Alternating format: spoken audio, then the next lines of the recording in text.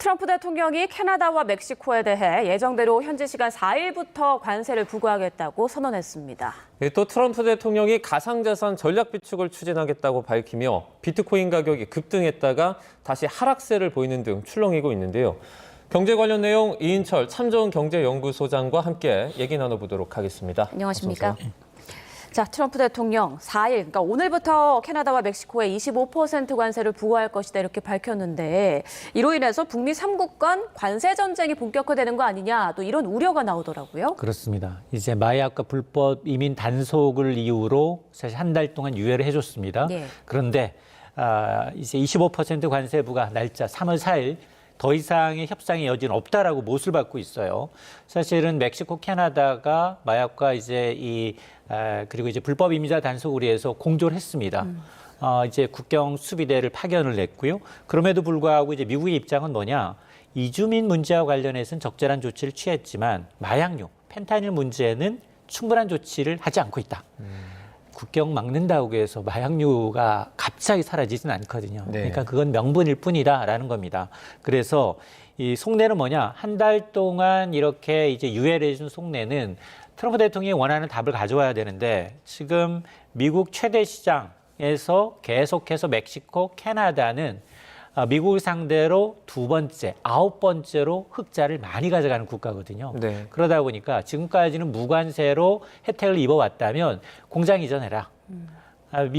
캐나다, 멕시코에 있던 공장 이전하고 미국 내 투자 늘려라라는 압박인데 한 달 내 낼 수 있는 답안이 아니거든요. 예. 자, 그러다 보니까 지금 그전에는 이제 적대국만 상대했다면 지금은 동맹국까지 이제 압박하고 있는 형국이어가지고 미국 제조업 부활에 동맹국이 없다라는 시그널을 강력하게 보여주고 있는 대목입니다. 네. 멕시코, 캐나다에 이렇게 25% 관세 부과를 하면서 뉴욕 증시가 또 많이 떨어지지 않았습니까? 맞습니다. 지금 우리 증시도 지금 좀처럼 반등을 못 하고 있는데요. 뉴욕 증시가 이제 트럼프의 관세 시행 발언 여파로 인해서 기술주가 더 많이 빠졌어요. 네. 주요 지수가 1에서 2% 넘게 하락을 했는데 이렇게 관세가 부과가 되면 일단 이제 이 미국 내부적으로 물가 상승 위험이 커집니다. 네. 미국은 지금 소비 심리 꺾이고 있어요. 경기 침체 우려 나타나고 있어서 일부에는 물가 상승과 경기 침체가 동시에 나타나는 스태그플레이션 우려가 있는 상황에서 여기 하나 더 이제 리스크를 강한 겁니다. 자, 그러다 보니 결국 고율의 관세라는 게 미국의 소비자뿐만 아니라 기업한테도 부담이 될 수 있다라는 이유였는데 특히 필라델피아 반도체 업종 지수가 4% 넘게 빠졌고요. 네. 이 때문에 나스닥은 2.6%나 하락을 했습니다. 네, 이렇게 트럼프 대통령 전 세계를 향해서 관세 압박을 가하고 있는 그런 상황인데 그 속내 의도는 뭐라고 보세요? 한마디로 이제 제조업 부활과 이제 무역 수지 개선을 위해서 이제 이런 관세라는 걸 이제 협상의 지렛대 카드로 활용을 하고 있다라는 겁니다.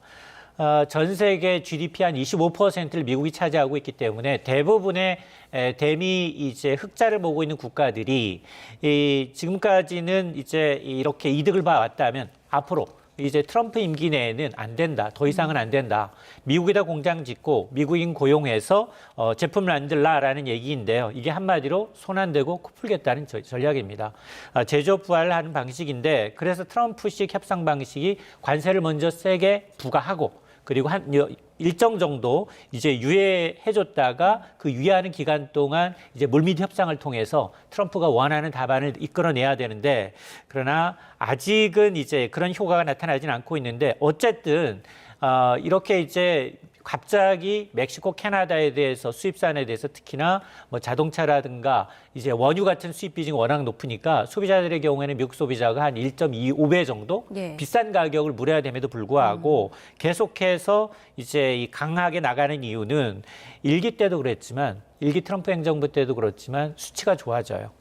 이제 실업률 수치를 봤더니 일기 때 취임 전 실업률이 4.7%에서 마지막 임기 때 3.5% 완전 네. 고용까지 낮아지고 있기 때문에 결국 글로벌 기업들의 리쇼어링을 통해서 미국의 일자리 창출이라는 목적을 달성하기 전까지는 이 관세 폭탄은 계속해서 가져갈 것으로 보입니다. 이 트럼프 미국 대통령이 관세 그리고 투자 압박을 계속해서 하게 되면 이제 기업들은 어쩔 수 없이 미국 본토로 들어가서 공장을 지을 수밖에 없잖아요. 실제로 좀 짓고 있다고요. 맞습니다. TSMC가 손들었어요. 네. 오늘 새벽에 이 대만의 이 파운드리 업체 TSMC가 지금 1,000억 달러를 신규 투자하겠다는 겁니다. 1,000억 달러라고 하면 145조 원이에요. 네. 145조 원을 투자해서 애리조나에 5개 반도체 공장을 건설하겠다라고 했더니 트럼프가 파안대소했습니다. 트럼프가 웃은 건 일본의 이시바 총리가 1조 달러, 2030년까지 1조 달러 투자하겠다라고 했는데 단일 기업으로 지금 TSMC가 거의 10분의 1, 145조 원을 투자하겠다라는 거예요. 그러니까 뭐라고 얘기했냐 트럼프가 경제 국가 안보에 중요하고 엄청난 일이 벌어졌다. 네. 그러면서 수천 개의 고임금 일자리가 만들어질 것이다. 이게 트럼프가 노리는 거거든요. 예. 내 임기 동안이에요. 사실 TSMC는 바이든 행정부에도 투자했어요. 그 당시에 650억 달러. 여기다가 트럼프 행정부 당시는 이거보다 2배가량 높은 1,000억 달러를 더 투자를 하겠다라는 겁니다. 이게 삼성전자, SK 하이닉스한테 의미하는 바가 굉장히 큽니다. 네. 우리나라는 바이든 행정부 시절 3년 연속 대미 투자 1위였어요. 근데 그건 잊어라라는 겁니다. 내가 재임하는 임기 동안 한 것이 중요하지 과거에 바이든 행정부 당시 보조금 받기로 한 거 그거 다 없다. 니네가 FTA로 무관세를 지금까지 수출해왔지 그거 없는 걸로 치고 새롭게 투자하라는 압박이 오입니다. 자, 그럼 우리나라는 이 트럼프 2기 행정부의 관세 정책에 어떻게 대응을 해야 할까요? 지금까지 트럼프 관세 정책 피한 곳 2곳이에요. 일본 그리고 대만. 기업으로는 대만. 2군데 외에는 대부분 다 앞으로 지금 4가지 관세 폭탄이에요. 국가별로 그리고 품목별로 상호 관세, 보편 관세 이 4가지 관세를 가지고 코에 걸면 코걸이, 귀에 걸면 귀걸이 여러 가지 목재, 가구부터 시작해서 농산물, 의약품 대부분의 전 제품으로 지금 확산되고 있는데 근데 협상 카드는 트럼프가 원하는 건 크게 3가지예요. 트럼프가 지금 심혈을 기울이고 있는 이제 에너지 수입 확대하라. 근데 에너지 수입 확대만으로 무역 수지 적자 해결하기 어렵습니다. 네. 그러다 보니까 대미 투자, 공장 건설하라라는 얘기고요. 네. 또 하나 우리가 조금 이제 이 협상 카드로 쓸 수 있는 게 바로 미국이 먼저 손을 내민 조선방산과 같은 업종이에요. 실제로 지금 이 산자부 장관이 방미 기간 동에 먼저 선제적으로 미국과 조선 에너지 협력을 제안하니까 거기에서 땡큐를 했다는 거예요. 뭐 매우 좋다는 의미는 아니지만 어쨌든 이제 뭐 미국이 필요로 하는 군함이나 아니면 탱크와 같은 패키지로 대량 주문해주면 한국 조선 업체들은 미국의 이런 이제 주문을 우선 제작해서 납품하겠다라는 제안에 대해서 긍정적 반응을 보였는데, 근데 가장 중요한 건 그거예요. 앞서 제가 우리나라가 바이든 행정부 시절 3년 연속 대미 투자 1위였습니다. 네. 그 1위 국가가 1위 기업들이 어디예요? 삼성전자, SK하이닉스, 현대차들이거든요. 반도체, 자동차, 배터리 업체들이 과연 과거보다도 더 많은 투자를 미국에 해야 된다라는 거거든요. 근데 저는 아마 이제 이런 트럼프의 미치광이식 관세 폭탄 전략은 저는 2년 정도가 한계라고 봐요. 지금 과거 1기 때는 그나마 적대국 위주로 관세 폭탄을 때렸다면 네. 지금은 적대국도 우방국 따로 없습니다. 지금 바로 유럽연합 지금 경고하고 있는 상황이고요. 그러다 보니 미국 내에서는 인기 있는 정책이지만 동맹국까지 지금 미국에 대한 반감이 좀 커지고 있고요. 네. 실제로 캐나다, 멕시코에서는 미국산 제품 불매 운동까지 벌어지고 있어요. 야, 휴가 미국으로 가지 마. 국내에서 하자. 이런 이제 운동이 벌어지고 있어서 임기 후반기에 들어서는 상당히 좀 레임덕이 빨리 올 수 있다고 좀 봅니다. 네, 우리나라가 이 부분 대응을 현명하게 잘해야 할 텐데 참 우려되는 부분입니다. 가상화폐 얘기도 저희가 조금 해보도록 하겠습니다. 이 트럼프 미국 대통령이 지난 2일에 이 가상자산의 어떤 전략적인 비축을 추진하겠다 이렇게 밝혔는데요. 우리나라 시간으로는 새벽때였습니다. 먼저 그 시간대 좀 난리가 났었죠. 맞습니다. 지금 가상자산 요 며칠 사이에 천단가 지역으로 오가고 있습니다. 네. 변동성 장세가 좀 커지고 있는데요. 사실 트럼프 당선 이후에 비트코인 최고 가격은 10만 9천 달러 찍었어요. 원화 기준 1억 6,300만 원까지 갔습니다. 네. 그러다 지난 28일에는 8만 달러 무너져서 7만 8천 달러까지 내려갔거든요. 그러다가 트럼프의 이제 트윗 한마디에 바로 9만 2천 달러대까지 반등했다가 아마 지금은 또 한번 8만 3천 달러대로 좀 떨어져 있는데 네. 왜 이렇게 급등락하고 있느냐. 트럼프 대통령이 비트코인, 이더리움 이외에도 5개 가상자산을 꼭 집었어요. 리플, 솔라나, 에이다. 이 5개의 가상자산을 전략자산으로 비축하는 행정명령을 지시했다라고 밝힌 겁니다. 네. 자, 그러자 이 글이 올라오자마자 이 5개 코인은 적게는 10%, 많게는 50%가 넘게 급등을 했다가 그런데 오늘 새벽에 다시 4일부터 멕시코, 캐나다에 대해서 종전대로 25% 관세 강행하겠다라고 밝히니까 가상자산이 곤두박질 치면서 상승폭 대부분을 반납을 해서 지금 비트코인은 뭐 83,000달러대, 원화 기준 1억 2,500만 원대에서 거래가 되고 있습니다. 네. 자, 트럼프 대통령 입에 따라서 뭐 가상자산 가격이 엄청나게 출렁이고 있는 그런 모습인데 향후 흐름은 좀 어떻게 예상하세요? 이게 대통령이 가상자산의 특별 종목을 꼬집어서 언급을 하고 있다. 그리고 사실은 백악관 내 7일이면 가상자산 관련한 회의가 있어요. 네. 있음에도 불구하고 앞서서 가상자산을 띄우기 위한 의도가 아니냐라는 얘기고 실제로 트럼프 패밀리들이 가상자산에 많이 투자를 하고 있어요. 차남의 경우에도 그렇고요. 그리고 실제로 이제 미국 정부는 이제 비트코인의 경우 한 2,100만 개가 총량인데 한 1% 정도 갖고 있는데 대부분 범죄 수익에서 발생한 거예요. 네. 새로 산 게 아니라 이런 걸 이제 전략적 자산으로 관리하겠다라는 얘기인데 물론 이 트럼프 대통령의 이런 이제 이 정책에 따라서 물론 뭐 구체적인 어떤 실행 계획이라든가 글로벌 뭐 이런 것들은 이제 밝혀지는 않았어요. 예. 그럼에도 불구하고 가장 큰 걸림돌은 뭐냐? 과연 이게 실행에 옮길 수 있나 이 부분이거든요. 근데 가장 크게 반대하는 건 미 중앙은행이에요. 미 의회벽은 넘을 수 있을 것 같아요. 네. 법을 고쳐야 되니까 미 의회법은 어쨌든 상하원을 지금 트럼프가 전부 다 장악하고 있기 때문에 넘을 수 있겠지만 이 연방준비제도 의회의 반대가 좀 거셉니다.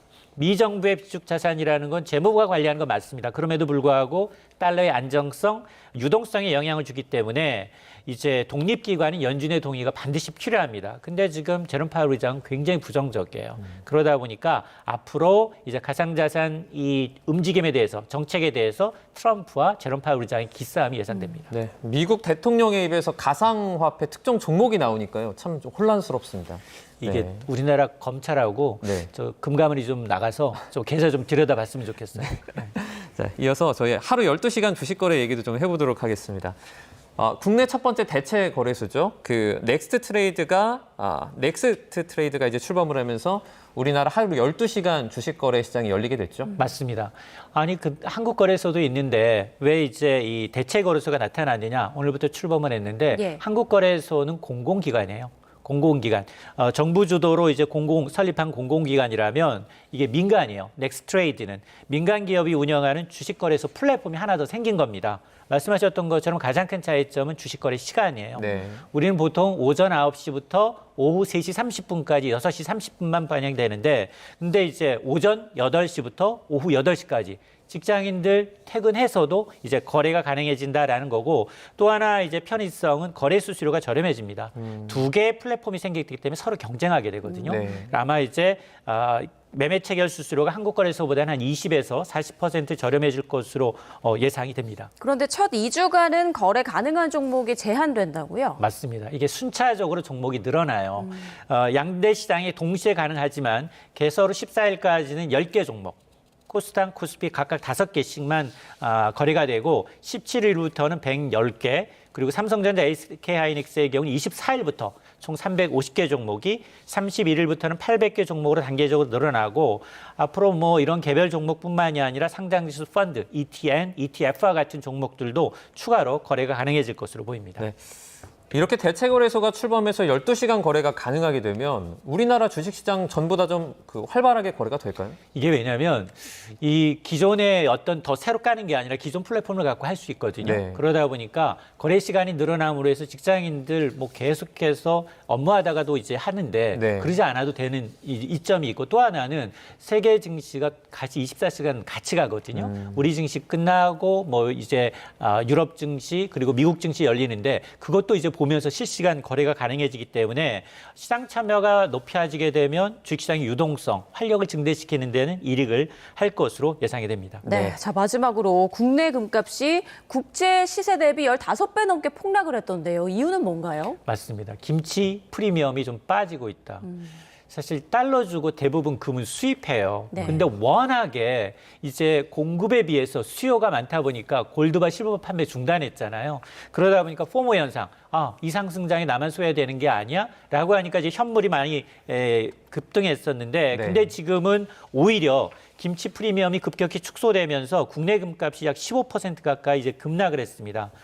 지난달 14일 기준 KRX 금시장에서 1g당 16만 3천 원이던 금값이 2주 만에 14만 원대가 좀 무너졌는데요.